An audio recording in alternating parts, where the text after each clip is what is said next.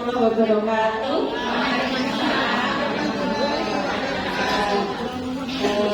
Burung nuri, burung dara, terbang tinggi ke udara.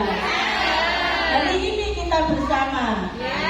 Jangan lupa bahagia. Bahagia ya. Perkenalkan saya Hajiah Dewi Utami selaku Kepala Sekolah di TKI Insan Harapan ya.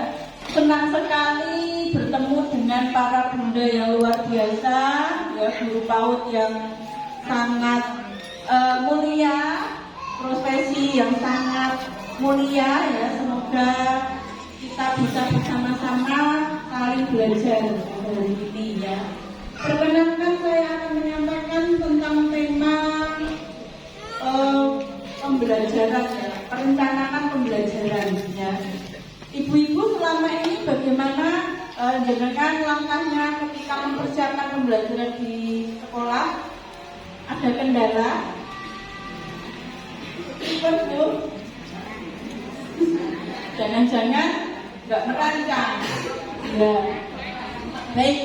Tujuan kegiatan ini ya, saya ingin peserta dapat merancang kegiatan dan mengkaitkannya dengan tujuan kegiatan ya. Kita di KOSP itu kan ada tujuan kegiatan ya. Di KOSP itu ada CP ya, CP diturunkan menjadi TP, ada tujuan pembelajaran. Nanti di RPPH itu ada tujuan kegiatan yang harus dicapai oleh guru terhadap anak didiknya. Kemudian peserta dapat mengembangkan rencana kegiatan dari sumber ide cerita.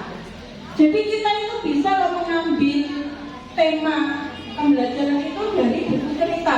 Namanya pembelajaran berbasis buku ya. Dengan buku cerita dibacakan, kemudian anak tertarik, kita buat peta konsep gitu ya. Kemudian peserta dapat membuat asesmen otentik ya. Ketika proses pembelajaran itu kan tentu saja kita tugasnya ngapain, Bun?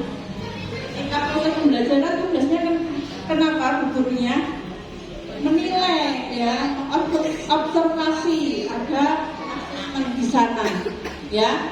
Kemudian bagaimana pembelajaran selama ini ya? Apakah sudah sesuai dengan TK ya, tujuan kegiatan? Apakah sudah mempertimbangkan minat dan kebutuhan anak ya? Jangan-jangan selama ini berdasarkan kebutuhan gurunya, betul ya? Nah, monggo hari ini semoga nanti bisa berubah ya. Kita sama-sama belajar bagaimana merancang pembelajaran yang sesuai dengan bakat minat anak. Kita pahami CP. Jadi kita di kurikulum Merdeka ini tujuan akhir dari pendidikan anak usia dini ini adalah CP. CP ada berapa? 3 ya. Nilai agama dan budi pekerti, terus jati diri ya, kemudian literasi numerasi ketim ya, dan seterusnya. Jadi CP ini tujuan akhirnya anak lulus TK, lulus PAUD ini CP ini wis tercapai. Jati dirinya kan ngopo kudu iso, nilai agama moralnya apa wae kudu anak mampu. Ini tujuan akhir dari PAUD. CP-nya tercapai ya. Kemudian ada tujuan pembelajaran, ini terjemahan dari CP ya. Kemudian termuat dalam KOSP kita ya, dan lembaga PAUD memiliki kebebasan. Silahkan dengan bebas. Temanya nggak seperti dulu lagi. Pertama diri sendiri, terus apa Bu? Kebutuhanku, terus lingkunganku, ya negaraku. Ini bebas. Silahkan. Delalai kok anak-anak tuh senengnya lagi ngopo ya, buat aja itu tema kita ya. Jadi bebas lembaga. Tujuan kegiatan dibuat guru ya. KOSP itu, KOSP kita gimana toh? KOSP ini jenengan sing pun disah ini kok dideleh pundi? Nek lemari, sing tanda tangan persiapan. Ya toh? Ya. Lah terus pembelajaran sehari-hari itu bukan ya, dilihat itu ada apa, TP, TK-nya apa, TP-nya di situ ya, CP turun ke TP, ditulis TK-nya, tujuan kegiatan itu di dituangkan dalam RPP atau modul belajar. Oh, tujuan kegiatannya anak mampu apa, anak bisa apa ya, itu harus nyambung. Jadi jangan cari tujuan kegiatan selain dari di KOSP, gitu ya. Nah, mengapa rencana pembelajaran dikaitkan dengan tujuan kegiatan? Ya, karena rencana pembelajaran ini dengan tujuan kegiatan dimaknai sebagai upaya pendidik memfasilitasi, ya, memfasilitasi tercapainya tujuan kegiatan. Jadi ngajar itu ono tujuannya, gitu ya, sesuai nanti hasil akhirnya di CP, ya. Jika dalam sekolah ada beberapa kelas, ya, apakah semua kelas harus sama temanya? Enggak, ya, enggak. Jadi alhamdulillah sudah pintar semua ini, tepuk tangan untuk guru Paulawan, ya. Enggak lagi sama tapi paste. Dulu itu selama ya se Indonesia mesti temanya urut. Ada tema tentang apa kemarin yang kita itu enggak sebenarnya asing ya, anak-anak kita ya.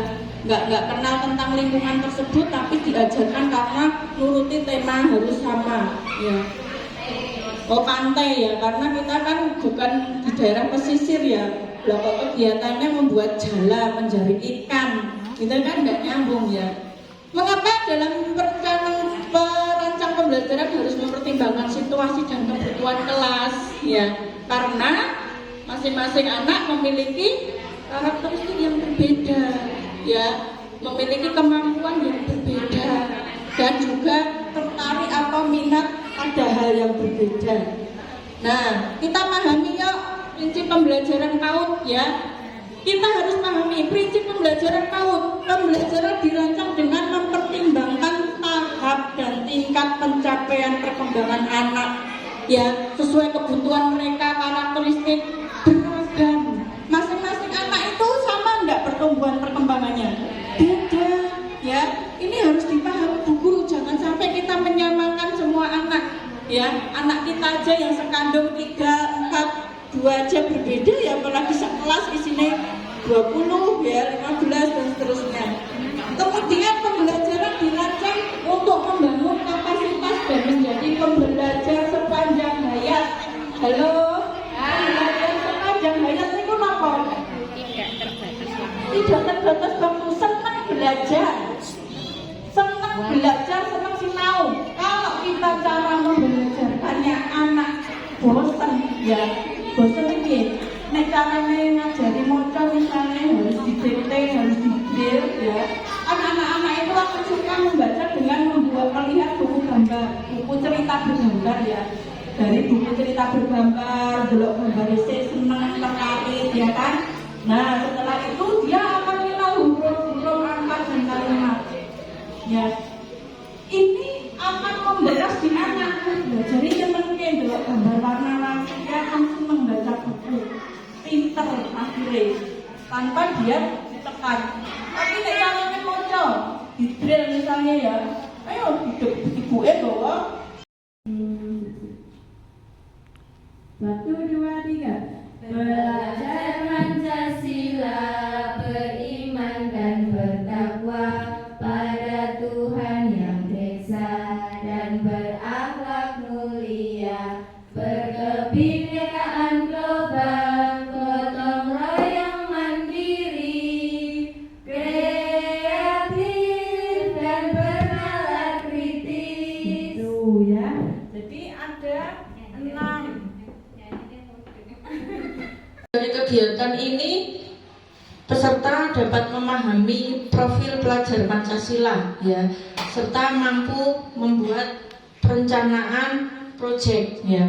Jadi kita ingat tujuan dari kurikulum Merdeka ini kan agar tercapainya apa ya,